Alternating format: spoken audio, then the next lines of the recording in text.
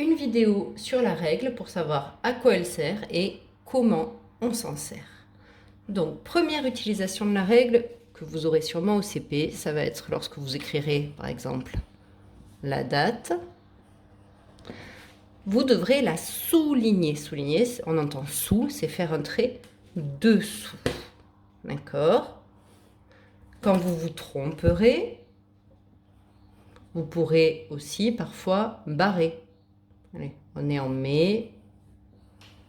Si je veux barrer, je me mets dessus, hop, et pour barrer proprement, j'utilise ma règle. Ça peut servir aussi, si on a deux points, à les relier, à les attacher entre eux, mettre un lien relié. Je pars d'un point jusqu'à l'autre point.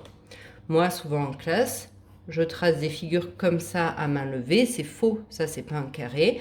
La règle va nous permettre de faire des vrais triangles, des vrais carrés, des vrais polygones, puisqu'un polygone, il a un trait parfaitement droit. Et la règle nous permet de tracer des traits bien droits. Voilà.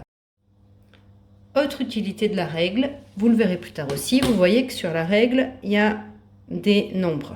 Là, la mienne, elle va de 0 à 30. Vous aurez plutôt une règle de 0 à 20 qui s'appellera un double décimètre. Cette règle, elle va servir à mesurer la longueur d'un trait, par exemple. Donc, pour savoir combien mesure ce trait, je place le petit trait du 0 au début de mon segment, de mon trait, et je regarde quel est le dernier trait. Ici, mon trait mesure 3,4 cm. Mais ça, vous le verrez plus tard. Maintenant qu'on a vu à quoi servait la règle, on va voir comment on l'utilise. Alors, pour utiliser une règle, il y a des règles. Première, regardez ce que je fais. Je vais tracer un trait. Qu'est-ce qui se passe? Est-ce que mon trait est droit? Non. Ma règle a fait quoi? Elle a bougé. Pour que la règle reste bien en place, il va falloir la tenir au milieu. Si on la tient sur un côté ou sur l'autre côté ou de l'autre bord, qu'est-ce qui va se passer? Comme le crayon vient s'appuyer contre la règle, il va la faire bouger. Donc je place bien mes doigts au milieu de la règle et j'appuie fort, fort, fort, fort, fort. Et le crayon, pareil, il ne va pas se promener loin de la règle, il va venir s'appuyer contre la règle, la caresser tout le long. Deuxième règle. Je tiens ma règle au milieu et si je fais ça, qu'est-ce qui se passe? Ben là, mes doigts me gênent, d'accord?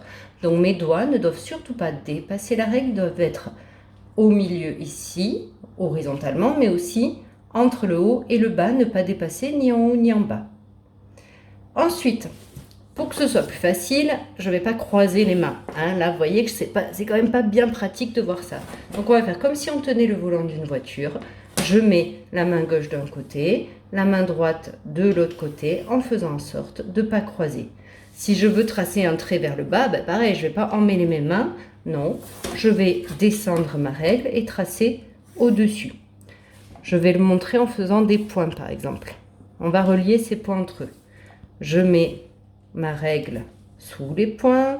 Mes doigts sont bien au milieu, ils ne dépassent pas en haut, ils ne dépassent pas en bas. C'est bien au milieu horizontalement. Hop, je trace. Je veux tracer les traits de ce côté. Regardez, je peux mettre ma règle comme ça et tracer ici. Si je fais ça, c'est quand même un peu plus compliqué. Je suis tordue, c'est moins pratique. Ici, c'est pareil. Là, c'est compliqué. Ma main est tordue, je suis mal à l'aise. Je mets bien ma règle de façon à avoir mes mains qui tiennent, qui sont, on va imaginer un volant entre nous, de chaque côté du volant. Ok? Là, je veux tracer les points, même s'ils sont en bas, je ne m'amuse pas à faire ça. Je place ma règle sous les points et je trace. Donc à vous maintenant de vous amuser d'abord à bien apprendre à vous servir de la règle. Vous faites comme ça, vous tracez de tous les côtés. L'important c'est que votre règle ne bouge pas, d'accord? Et vous pouvez faire un petit travail ensuite de graphisme. Une fois que vous avez tracé des traits dans tous les sens, je vous propose de décorer les zones que vous avez créées. Là, on peut faire des boucles. Alors moi je fais ça au crayon vite fait pour vous montrer. Ce serait bien de prendre des feutres fins et de faire des décors de toutes les couleurs. On peut faire des vagues et rajouter des petits dessins au milieu. Voilà, à vous de vous entraîner.